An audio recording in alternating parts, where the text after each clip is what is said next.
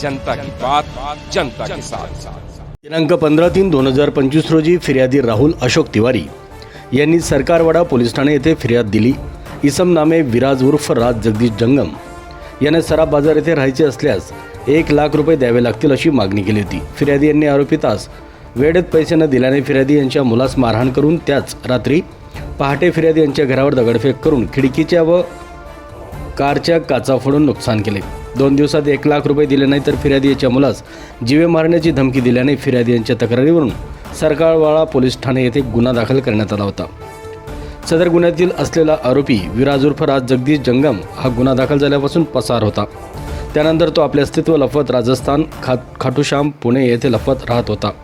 दिनांक 26/11 रोजी नमूद आरोपी हा पाईपलाईन रोड गंगापूर परिसरात येणार असल्याची मिळालेल्या बातमीवरून पोलीस अंमलदार भगवान जाधव व चारुदत्त निकम यांनी कारवाई करत त्याला अटक केली।